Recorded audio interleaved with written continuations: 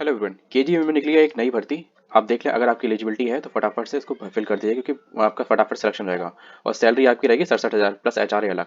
चलिए शुरू करते हैं।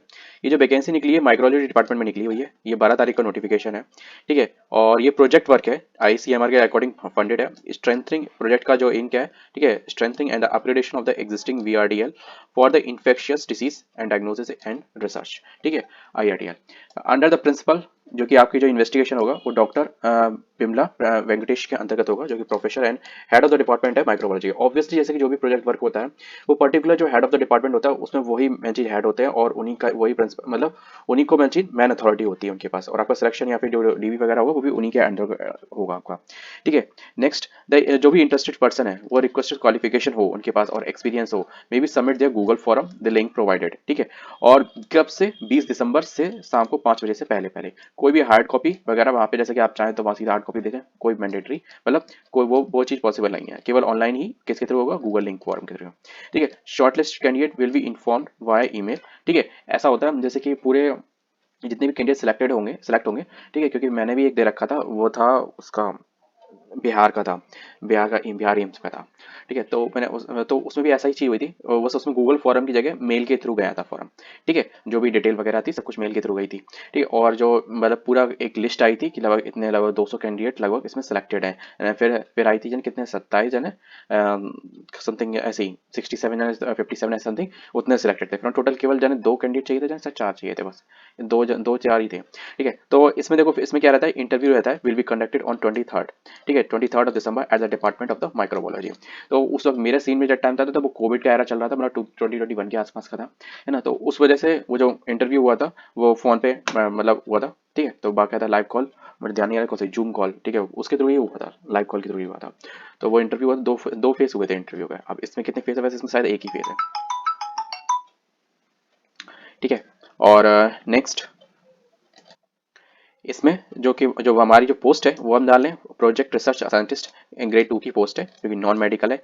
पोस्ट केवल एक ही है, लेकिन सैलरी बहुत अच्छी है, 67,000 प्लस एचआरए एज एडमिसिबल, मतलब एचआरए मतलब आपको राजधानी के अकॉर्डिंग एचआरए मिलेगा, ठीक है। तो वो चीज़ वो काफ़ी अच्छी हो जाती है अपने आप में ही, है ना। और आपकी एसेंशियल क्वालिफिकेशन की बात कर लें, जिसके बिना आप ये फॉर्म नहीं भर सकते। आपने पोस्ट ग्रेजुएशन कर रखा हो, मतलब मास्टर्स कर रखी हो किसमें, माइक्रो मॉलिकुलर बायोलॉजी में, ठीक है। और ये माइक्रोबायोलॉजी का एक पार्ट होता है, अगर आप बेसिक्स देखे जाएंगे तो उसमें आपको मिल जाएगा, ठीक है। जेनेटिक्स में, बायोकेमिस्ट्री में, जोलॉजी में, या बायोमेडिकल आर्ट्स में, बायोटेक्नोलॉजी में, माइक्रोबायोलॉजी में, ठीक है, इनमें करा हो ज्यादातर। जैसे कैसा होता है जो माइक्रोबायोलॉजी या फिर इससे रिलेटेड जो भी हम लोग जो इंस्पेक्शन से रिलेटेड जो डिपार्टमेंट होते हैं ना, उसमें 3 सब्जेक्ट मेन चलते हैं आपका, molecular biology, biotechnology and microbiology, ठीक है। मॉलिक्यूलर बायोलॉजी एज अ सब पार्ट ऑफ माइक्रोबायोलॉजी कहेंगे, पर दैट्स लाइक दैट, है ना। तो लाइफ साइंस वगैरह आपके इनमें से किसी में भी आपका पोस्ट ग्रेजुएशन हो, इंक्लूडिंग इंटीग्रेटेड डिग्री हो, पोस्ट ग्रेजुएट डिग्री हो, तो वो भी चल जाएगा, with 3 year of post qualification experience और पीएचडी, ठीक है। इनका कहने का मतलब ही इसके साथ इंक्लूडिंग पीएचडी डिग्री, लेकिन इसके साथ साथ 3 साल का एक्सपीरियंस चाहिए, पोस्ट क्वालिफिकेशन एक्सपीरियंस, या फिर आपके पास पीएचडी नहीं। तो शॉर्टकट में बोलो, अगर आपके पास केवल पीएचडी है तो आप ये फॉर्म भर सकते हो, एक्सपीरियंस की कोई मैंडेटरी नहीं है। क्योंकि कहने का मतलब ये है कि पीएचडी में बंदा उन्हें बना बनाया मिलेगा, ठीक है। यहाँ पे थोड़ा सा एफर्ट लगेंगे, जैसे ज्यादा एफर्ट तो नहीं लगेंगे, पर एक्सपीरियंस जब 3 साल का होगा तो फिर वो इतना ठीक है। अब यहाँ पे डिजायरेबल में जैसे हमने बोला पीएचडी तो प्लस एक्सपीरियंस, तो यहाँ पे ये डिजायरेबल में तो एक्सपीरियंस नहीं चलेगा, आपकी केवल पीएचडी ही चल जाएगी। आपने पीएचडी किसमें, माइक्रोबायोलॉजी, इनमें से किसी में भी सब्जेक्ट में, मतलब बेसिक्स, ठीक है। तो अपर एज लिमिट आपकी 40 से ज्यादा नहीं होनी चाहिए, ठीक है। और एक ही कैंडिडेट है तो यूआर में सिलेक्ट होगा, तो और कोई एज का कोई रिलैक्सेशन का कोई मतलब ही नहीं है, ठीक है। जॉब रेस्पॉन्सिबिलिटीज क्या रहेंगी वो आपको यहाँ पे दी गई है सारी।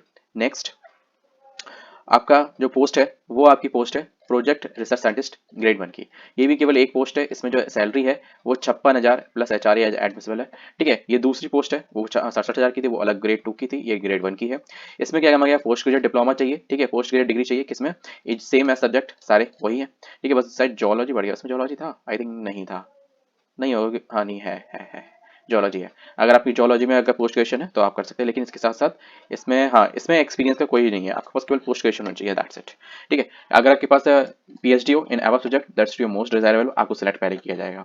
ठीक है। अब जो डिजायरेबल और एसेंशियल का जो मैन मैटर रहता है वो इस तरीके की जॉब में बहुत ज्यादा रहता है। अगर फॉर एग्जाम्पल उन्होंने 10 कैंडिडेट का अगर लिया और 10 में से अगर दो उन्होंने पीएचडी वाले मिल गए, ठीक है, तो उनको ही सिलेक्ट करेंगे। बाकी ये भी देखेंगे कि जब वो इंटरव्यू लेंगे कि उनकी नॉलेज कैसी है, क्योंकि मैं ये नहीं कह रहा कि केवल पोस्ट ग्रेजुएशन पीएचडी के आधार पर सिलेक्शन आए, लेकिन ये समझ लो अगर आपके नंबर 5 या 10 में से अगर इंटरव्यू हो रहा है और 10 में से नंबर दिए जा रहे हैं, आपके अगर 5 हैं, ठीक है, तो आपके 1-2 नंबर आप ये मान के चलें आपके पीएचडी के ही हैं, वो उन्होंने पहले ही डिजायरेबल क्वालिफिकेशन में आपको 1+ दे दिया, 1 से 2+। ठीक है। तो नेक्स्ट अपर एज लिमिट इसमें 35 है। ठीक है। The candidate will be handed, ये सारे आपकी जो जॉब रेस्पॉन्सिबिलिटीज है, तो जॉब रेस्पॉन्सिबिलिटी जरूर देखे जाइएगा। तीसरी जो पोस्ट है इसमें प्रोजेक्ट टेक्निकल सपोर्ट की है, ठीक है, ग्रेड 3 की। ठीक है। इसमें भी केवल एक ही पोस्ट है, 28,000 इसमें सैलरी है प्लस एचआरए अलग। ठीक है। और इसमें 3 ईयर का ग्रेजुएशन चाहिए आपकी, इनमें से कोई भी ग्रेजुएशन डिग्री हो, ठीक है, और प्लस 3 ईयर का पोस्ट क्वालिफिकेशन एक्सपीरियंस। ठीक है। और the PG as ever field, कहने का मतलब ये है जैसे फर्स्ट वाले में पीएचडी एकदम रिजा, अब इसमें पीएचडी के लिए एक्सपीरियंस नहीं था, अब इसमें अगर आपके पास पोस्ट ग्रेजुएशन है, ठीक है, तो आपको कोई एक्सपीरियंस की जरूरत नहीं है। ठीक है। नेक्स्ट, ये डिजायरेबल समझ लो या कुछ भी समझ लो, क्योंकि यहाँ पे पीजी और एबव द सब्जेक्ट, ठीक है, तो और लगा हुआ है, तो और का मतलब ये एक्सपीरियंस का कोई जरूरत नहीं है। नेक्स्ट, एज इसमें 35 है। ठीक है, आईसीएमआर के रूल के अकॉर्डिंग, और ये आपकी जॉब रेस्पॉन्सिबिलिटीज।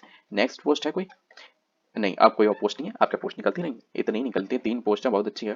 ठीक है, सैलरी भी अच्छी।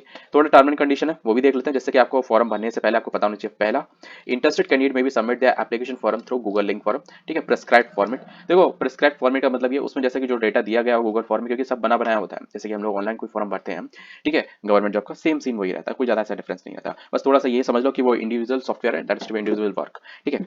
नेक्स्ट हम बात करें जो यहाँ पे है दूसरा पॉइंट आपका ये कह रहा है, यहाँ पे आपको रिलीवेंट, सॉरी एक पॉइंट थोड़ा सा रह गया, रिलीवेंट डॉक्यूमेंट और सीवी, ये qualification certificates, experience certificate and the other testimonial must be uploaded only through the given link. कहने का मतलब ये वहाँ पे जितने भी डॉक्यूमेंट जो भी रिलीवेंट डॉक्यूमेंट है, ये थोड़ा सा दिया, सीवी आपको बना देना चाहिए पहले से।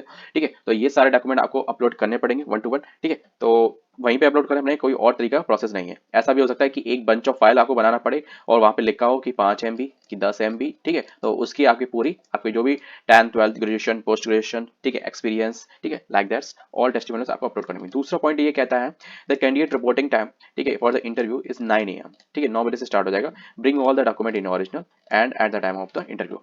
और एक या दो सेट्स अपने फोटो कॉपी के भी लेके जाना, क्योंकि वो आपको हो सकता है सबमिट कराएंगे। ठीक है, क्योंकि उन्हें ये वहाँ पे तो रिसीविंग देनी पड़ती है कि हाँ इतने कैंडिडेटों का आपने इंटरव्यू लिया है। नेक्स्ट, आपका रिजल्ट कब तक आएगा वो भी मैं बता दूंगा, रिजल्ट कब तक आएगा। Incomplete application form will not be consider, कहने का मतलब कोई डिटेल आप नहीं फिल करते नेसेसरी, तो वो नहीं आप कंसीडर कर पाओगे। No TADA will be paid for the attending the interview, interview को अटेंड करने के लिए कोई भी आपको टीएडीए नहीं मिलेगा। Fifth, the salary mention in the consolidated sum without any other benefits. ठीक है, कहने का मतलब ये है एचआरए के अतिरिक्त आपको कुछ भी नहीं मिलेगा, ये ध्यान में रखें, ये सैलरी प्लस एचआरए जो लिखा हुआ है दैट्स इट, कि विदाउट अदर बेनिफिट्स है। Next, the post will be governed by as per the term and condition of the ICMR guideline in advertisement in accordance with the fund and the release by ICMR। कहने का मतलब ये जो ये post है ये ICMR के अंडरगत ही है, पूरी कंप्लीटेड।